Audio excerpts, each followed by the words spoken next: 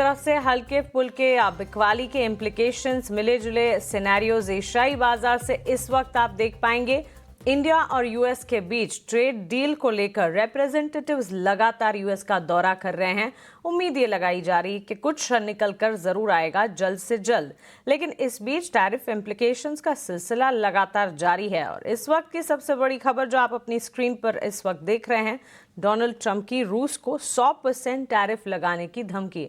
जी हां, Donald Trump और उनके एक के बाद एक ट्रूथ सोशल पर, सोशल मीडिया हैंडल्स पर ये जो अनाउंसमेंट्स हैं अक्रॉस द ग्लोब एक काम तो कर रहे हैं, कंटिजेंसी अनसर्टेनिटीज पैदा करने का। और ग्लोबल अलर्ट की अगर बात करें, इन तमाम का असर है जो कि विदेशी बाजार पर पड़ता हुआ दिख रहा है।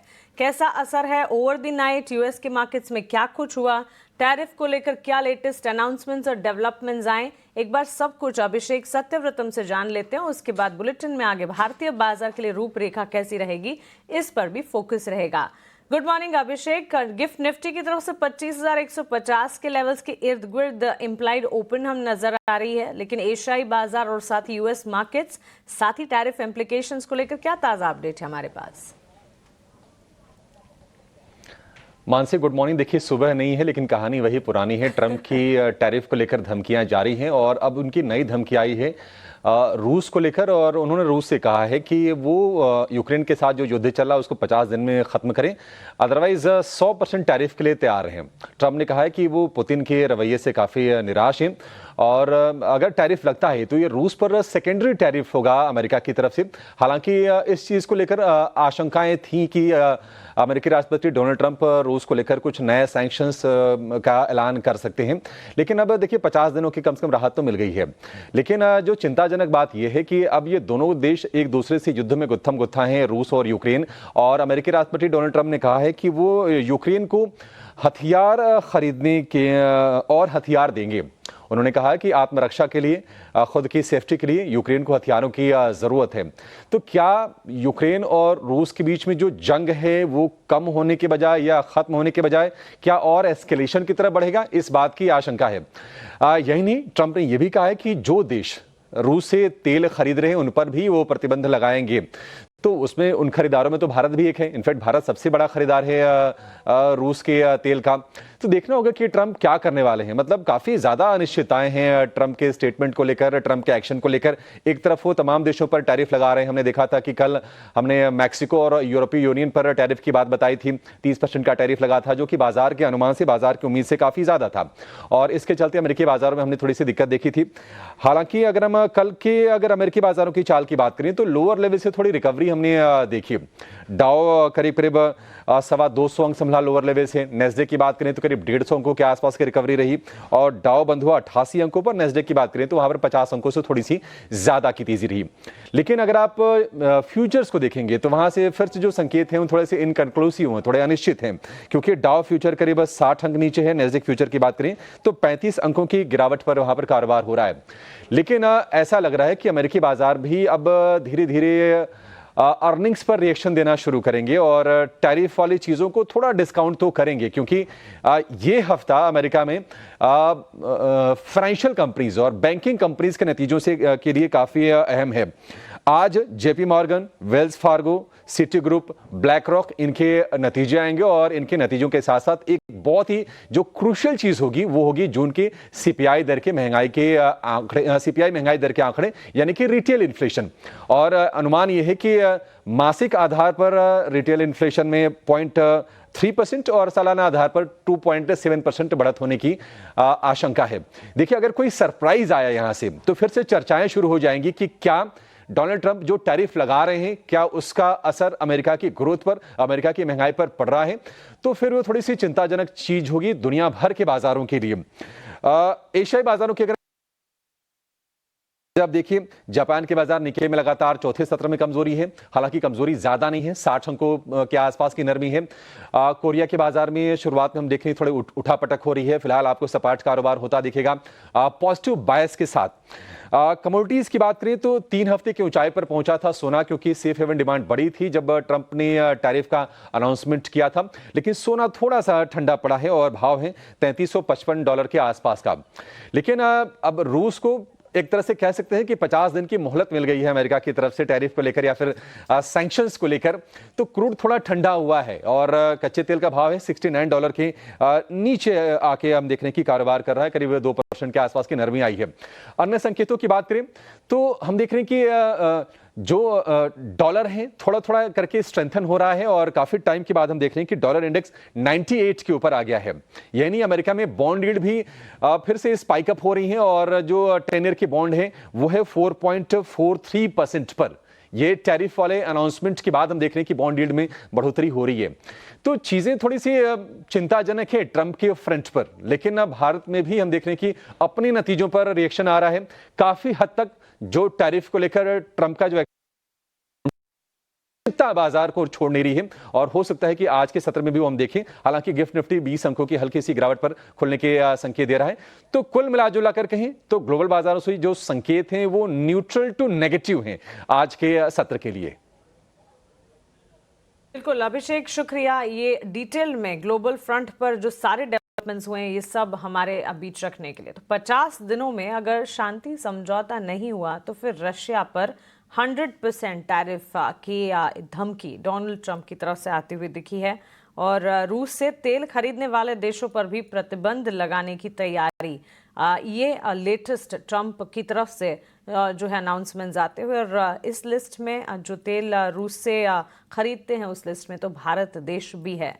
लेकिन चलिए, डोनाल्ड ट्रंप और उनके टैंट्रम्स और टैरिफ इम्प्लीकेशंस का सिलसिला तो लगातार जारी है।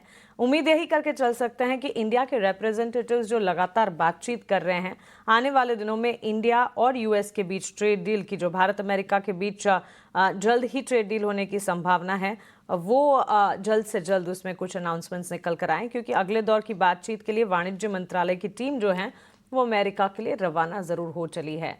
आगे बढ़ेंगे और अब भारतीय बाजार के लिए विदेशी संस्थागत निवेशक और घरेलू संस्थागत निवेशकों ने कल के सेशन में आफ्टर मार्केट क्लोज क्या कुछ किया वो आपके स्क्रीन पर लेकर आएंगे। उसके बाद हमारे साथ एक्सपर्ट जुड़ेंगे, उनसे बात करते हैं, उनसे समझते हैं कि आज के लिए बाजार पर स्ट्रैटेजी क्या करनी चाहिए। FIS DIS का अपडेट, लगातार दूसरा सेशन था जबकि FIS की तरफ से बिकवाली के आंकड़े नजर आए। कैश में करीब 1614 करोड़ की बिकवाली FIS की तरफ से देखने को मिली है। वहीं DIS जो है वो खरीदारी कर रहे हैं, 1788 करोड़ की खरीदारी कैश में DIS की तरफ से आती हुई। विदेशी संस्थागत निवेशकों की बिकवाली और उसके ठीक सामने हम देख रहे हैं घरेलू संस्थागत निवेशकों की खरीदारी के ट्रेंड। FIS ने index futures, index options, stock futures, इन तमाम में बिकवाली का रुख अपनाया है। वहीं स्टॉक ऑप्शंस में करीब 250 से 268 करोड़ की खरीदारी देखने को मिली है। वह DIS के आंकड़ों की अगर बात करेंगे, उनके भी index futures, index options, stock futures और स्टॉक ऑप्शंस में जब जब FIS की बिकवाली का ट्रेंड आ रहा है तब तब DIS जो है बाजार को संभालने का काम कर रहे हैं। FNO में बैन वाले शेयर्स की लिस्ट आपके स्क्रीन पर आप देख रहे हैं। RBL बैंक, हिंदुस्तान कॉपर और ग्लेनमार्क फार्मा, ये तमाम है जिस पर नजर है। नतीजे जो बाजार बंद होने के बाद आए उन पर नजर रहेगी और आज के सेशन में जो इंपॉर्टेंट रिजल्ट्स आएंगे उन तमाम पर भी नजर रखेंगे हम। लेकिन हमारे साथ एंजल वन के राजेश भोसले अब जुड़ गए हैं। आइए उनका स्वागत करते हैं और उनसे समझते हैं कि बाजार में इस वक्त तस्वीर कैसी नजर आ रही है और उस तस्वीर में रणनीति क्या कुछ होनी चाहिए। राजेश जी, गुड मॉर्निंग, स्वागत है आपका ET नाउ स्वदेश पर। कल के सत्र को अगर याद कीजिएगा तो लगभग पूरे के पूरे दिन हमने देखा मार्केट में वॉलेटाइल डाउनवर्ड्स ट्रेंड नजर आया। लास्ट आवर ऑफ ट्रेड में बाजार ने एक अच्छी खासी रिकवरी दिखाई। एक्सपेक्टेड नहीं था क्योंकि दिन भर हमने देखा था कि काफ़ी हद तक सुस्त थे बाजार, लेकिन लास्ट आवर ऑफ ट्रेड में एक रिकवरी मोड। 25,150 के लेवल्स के इर्द गिर्द इस वक्त गिफ्ट निफ्टी के इम्प्लीकेशंस हैं। आपकी तरफ से राय क्या है आज के लिए? जी नमस्कार, गुड मॉर्निंग। देखिए, हमने देखा है कि लास्ट 4 सेशन से कंटिन्यूस एक प्रॉफिट बुकिंग मार्केट में निफ्टी में हो रहा है। तो short term momentum definitely on the negative side पे है, बट अगर आप देखिए तो 25,000 और 24,900 के रेंज में एक काफी स्ट्रॉन्ग सपोर्ट बन के आ रहा है। यहाँ पे fifty day exponential moving average, golden retracement और राइजिंग चैनल का सपोर्ट है। तो कहीं ना कहीं हम एक्सपेक्ट करें कि 25,000 और 24,900 की रेंज से मार्केट में रिबाउंड आ सकता है। एंड होपफुली अगर ये होल्ड करता है तो वापस 25,325-400 की रेंज हमें देखने को मिल सकता है। जो एक इम्पोर्टेंट एस्पेक्ट कल के सत्र में था वो था कि मिड कैप और स्मॉल कैप्स में काफी एक अच्छा स्ट्रॉन्ग स्ट्रेंथ देखने को मिला था, जहाँ पे मिड कैप 0.5% के गेन के साथ क्लोज हुआ था, स्मॉल कैप 1% के साथ क्लोज हुआ था। तो कहीं ना कहीं ब्रॉडर मार्केट में स्ट्रेंथ दिखाई दे रहा है एंड कहीं ना कहीं स्टॉक स्पेसिफिक एक्शन पे फोकस किया जा सकता है, वहाँ पे आउट परफॉर्मेंस कंटिन्यू रह सकती है। ठीक है, 24,900 से 25,000 इसे सपोर्ट के तौर पर मानकर चले। इन लेवल्स को अगर सस्टेन कर पाता है बाजार, कल 25,082 के स्तर के आसपास हमने क्लोजिंग देखी थी, तो 25,300 और 25,400 ऊपर की तरफ पॉजिटिव अपमूव्स जो हैं वो नजर आ सकते हैं। लेकिन आज की शुरुआत में क्योंकि बैंक गिफ्ट निफ्टी की तरफ से 25,150 के लेवल्स के आसपास की ओपन इम्प्लाइड ओपन के लेवल्स नजर आ रहे हैं, तो 25,082 से आगे उठकर अगर थोड़ा सा मार्केट में अपमूव्स नजर आते हैं तो फिर 25,300 से 400 के स्तर पर भी नजर रखनी चाहिए। राजेश जी, इन तमाम इंडेक्स वाइज एक स्ट्रैटेजी को ध्यान में रखते हुए स्टॉक स्पेसिफिक भी आपने ठीक कहा, ब्रॉडर मार्केट्स में मिड कैप और स्मॉल कैप में शाइन अच्छी खासी नजर आ रही थी और लार्जर प्लेयर्स में जहां जहां खबरें थी वहां पर एक इम्पैक्ट बन रहा था। लेकिन आज के लिए फिर trading idea, stock specific recommendation आपकी तरफ से क्या होंगे? जी देखिए, जो रिसेंट वीकनेस है वो मेजरली आईटी स्पेस से है and as compare to that banking space में एक स्ट्रेंथ देखने को मिला है।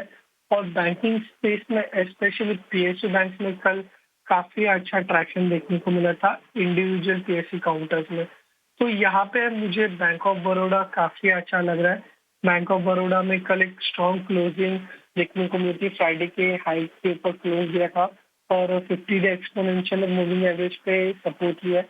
तो बैंक ऑफ बड़ौदा में कंटिन्यू अपमूव एक्सपेक्ट कर रहा हूँ और 241 के आसपास की क्लोजिंग है। इसे 236 के स्टॉप लॉस से बाय करना है एंड जो टारगेट होगा वो होगा 251 का।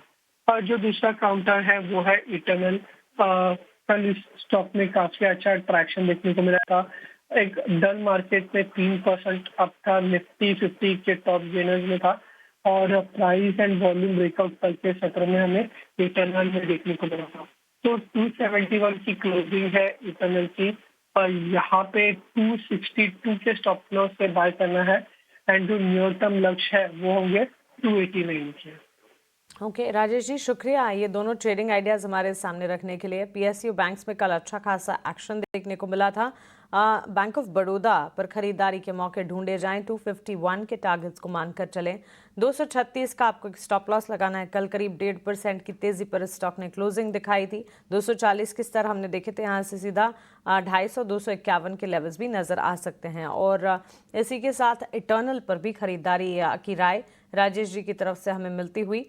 289 के टारगेट्स को ध्यान में रखें। 262 262 का एक स्टॉप लॉस लगाइएगा। 0.3% की तेजी थी, 270 के लेवल्स पर कल क्लोजिंग हमने देखी थी, वहां से अब 290 तक भी जाने का दमखम रखता है इटर्नल। बाजार खुलने के साथ साथ इन दोनों स्टॉक्स पर नजर भी रहेगी, बैंक ऑफ बड़ौदा और इटर्नल। और मार्केट वाइज भी देखना होगा, कॉशियस ट्रेंड है, एहतियात मार्केट पार्टिसिपेंट्स भी बरत रहे हैं, लेकिन देखते हैं बाजार अपने आप को आज के सत्र में संभाल कितना पाते हैं। On that